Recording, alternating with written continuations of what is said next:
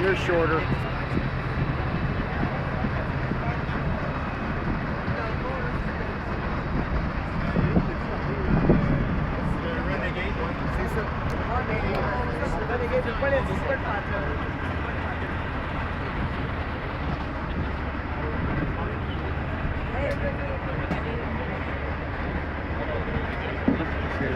Slip by you. Oh, my fault. No, that's okay. Stay where you are. Howdy. Howdy, howdy. Found a good spot to... Oh, hey, be here before I know exactly where to be. Cool. Did you see straight from the striker? Yeah. I ran out of battery.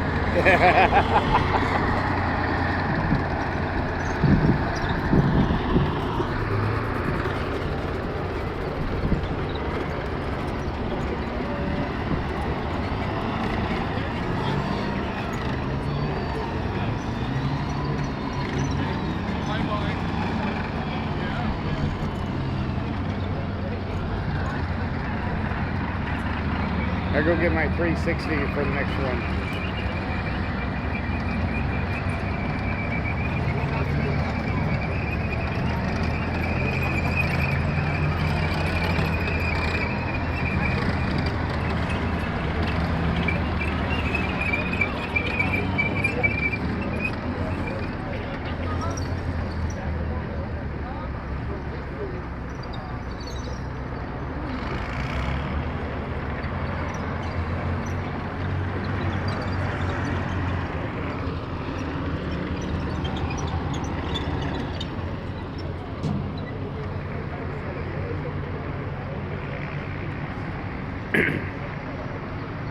So yesterday I was riding around in him and then did an inside view on him. Yeah. So I got a lot of videos still put together. 2 days on him. Oh, you got in what, Wednesday or Thursday? Tuesday. Oh, Tuesday, yeah. And then I know Goose landed real early. yeah, he was here like last week.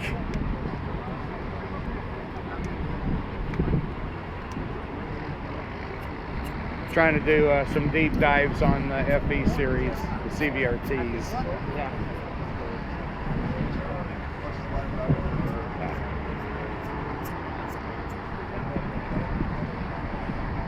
You can see the last torsion bar is broken on the M60. The last road wheel is on the ground. Yeah.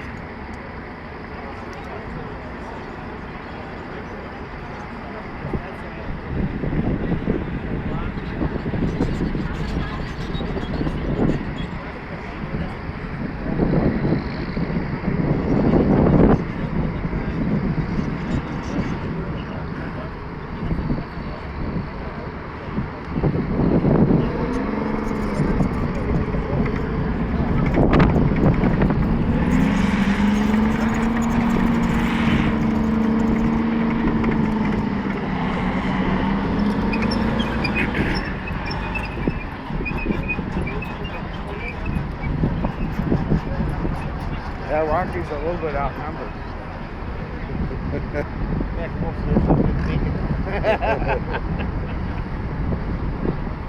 I wonder if they'll just jump out and surrender.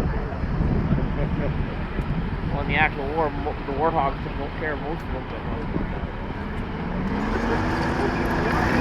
That's why the Americans decided to make a super warthog.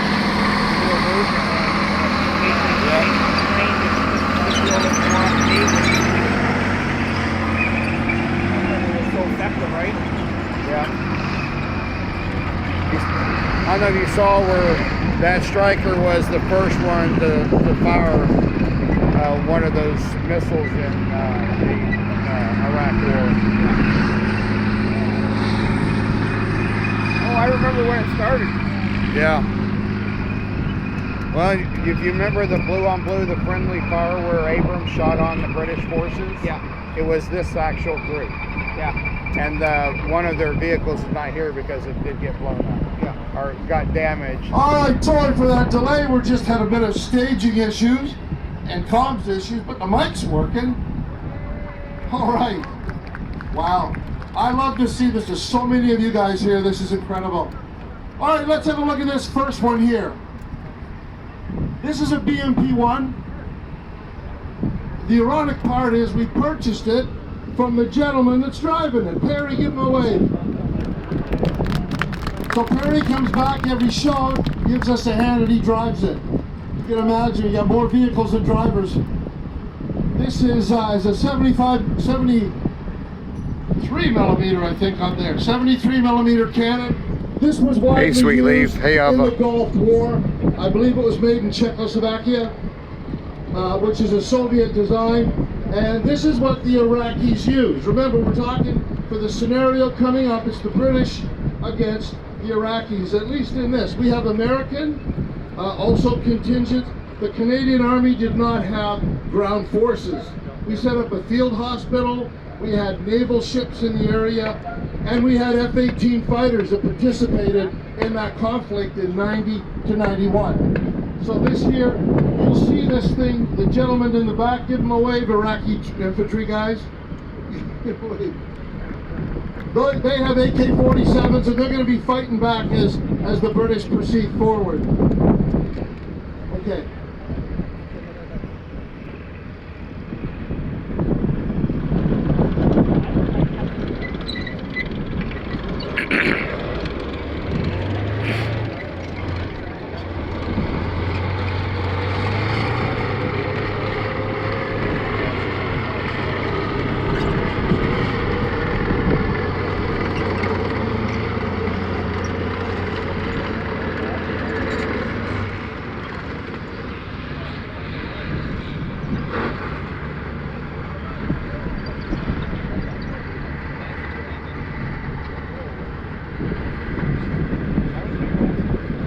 You really need to come here, but you're going to get a taste of it, of what you would see if you came here.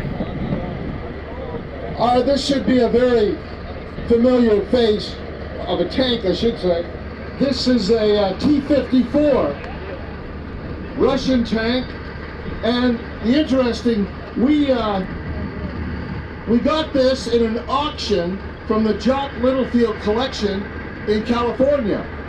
We got it several years ago, and of course it didn't run well. We had all kinds of issues with it, but the gentleman, Mihai, wave for us here. Give us a wave. This is Mihai. He was in the Romanian army. He's one of our chief mechanics, and he knows Soviet equipment.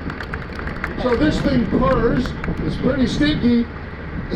It kicks up a lot of stink, but it's really cool. We have them up there. This is Iraqi. We have a Dishka, machine gun. This is extremely loud, throws quite a flame. Again, it's all blank ammunition. You're going to see this thing firing when we get going. Interesting part, if any of you have seen the movie Courage Under Fire with Denzel Washington and Meg Ryan, this was the T-54 that was in it. When we bought it, it was painted green, all green. When you took the green off, there it was. We heard it was in the movie, but there was all the markings from the movie. So this was in that movie. They had done apparently a few different films with it. So that's...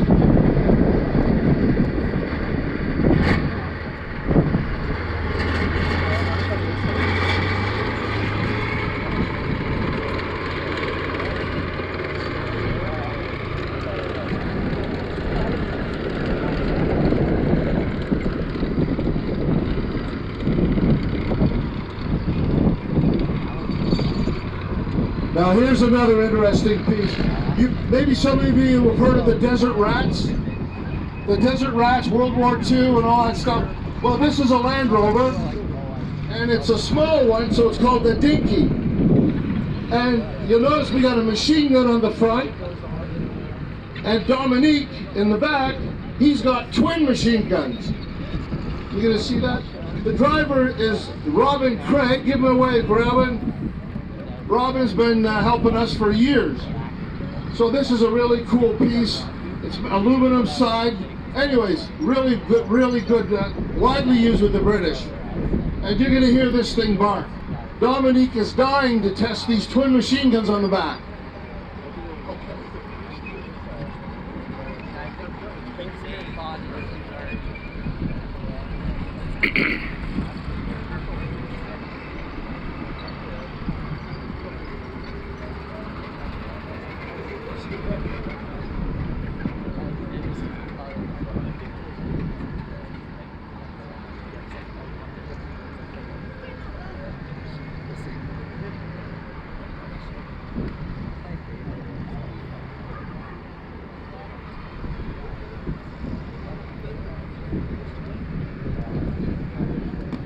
This is probably one of the most diverse pieces of equipment. This is a Ferret Scout Car.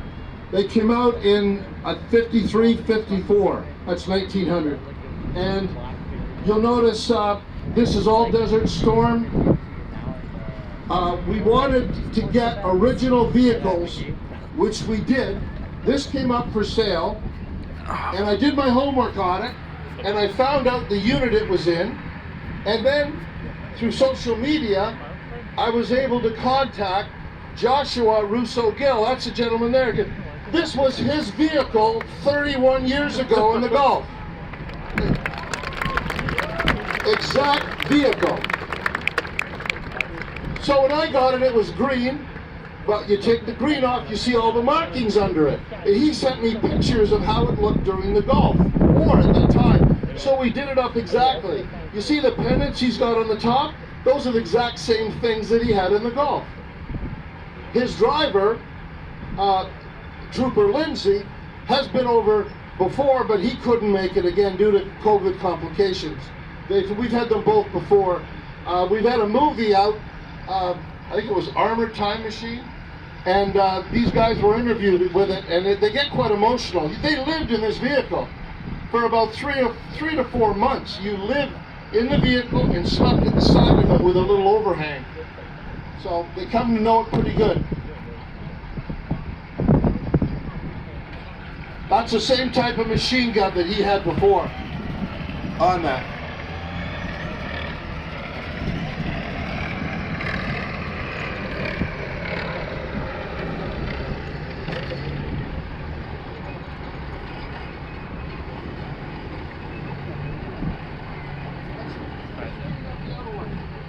We're going to look at 2 of these at this time.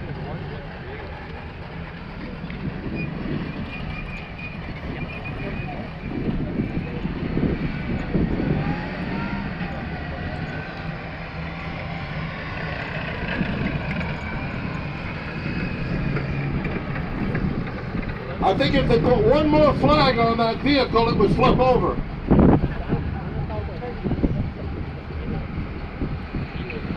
Okay, the front one. These vehicles are called CVRTs, and Combat Vehicle Recce Track, CVRTs. They have the same chassis, and yet they're different vehicles on top. Same engine. The engines they have are a Jaguar J60. This has been upgraded to a Cummins, but originally in the Gulf they all had the Jaguar J60 engines. Very British. This one has a 30mm Reardon cannon on the top of it, and there was approximately 4 to 5 of these per every one of those. So they would go and were deployed together. This is a Striker. This Striker, you notice the missiles up in the air? There's a platform, and that had 5 swing-fire missiles. They had a range of about 4,000 kilometers, 4,000 meters. Kilometers, could you imagine? 4,000 meters, and that swing-fire missile could take out anything, even today, modern tank. They've upgraded significantly, but this would be deployed. And what we have, call sign 1-2, the original Steve Baker. Wait, Steve is the original driver of the vehicle in the Gulf War.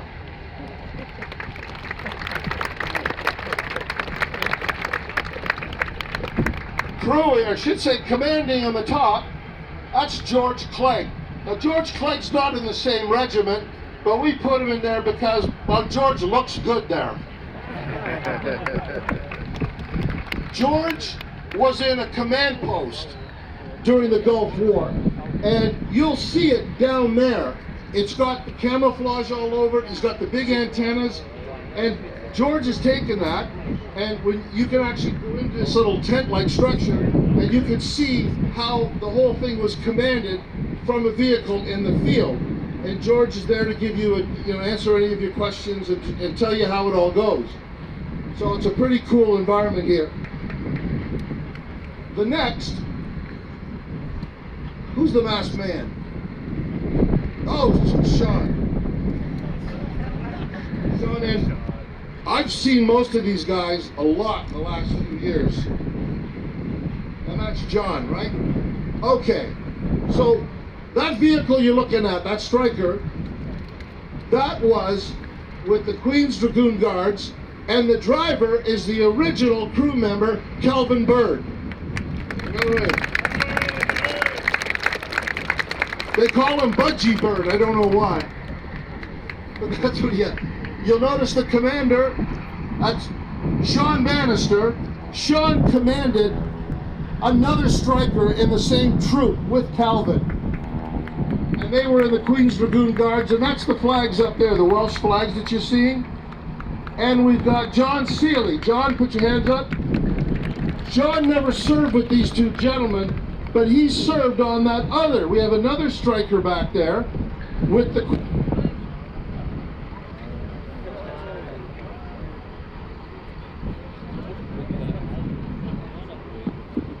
Okay. So tomorrow, the next show, tomorrow morning, we're going to swap it out and put the other one in. We had a crew member, a veteran that couldn't make it over at the last minute. That's why we're running a little short on veteran.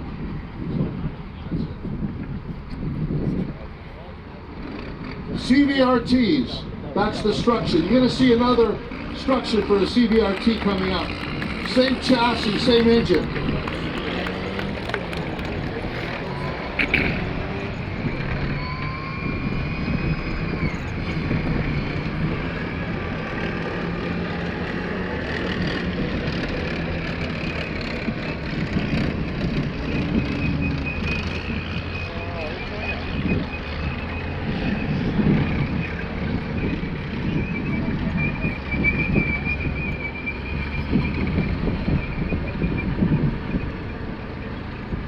All right, the three you're looking at are all the same machine. They're from different regiments that served in the Gulf. The first one, call sign 2-1. The commander couldn't be here, but we have the driver, original driver. That's Stu, and Billy on the top end's original driver. And Les Critchlow was the staff sergeant for the troop. This wasn't his vehicle, but he was with these two other guys in the Gulf in these vehicles.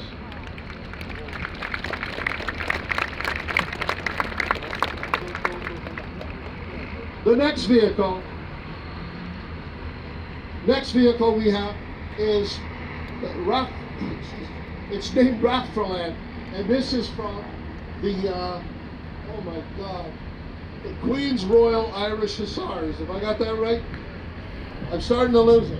Queen's Royal Irish Hussars. It's an Irish-based regiment M60. that served obviously with the UK. This we found. The driver is the original guy from the Gulf War, Reggie Campbell. Woo! If we need something, we talk to Reggie. He's in and out of Poland and Ukraine like there's no tomorrow. This vehicle, when I got it, it had all the proper bins and everything on it. But then when I got pictures of how he had it,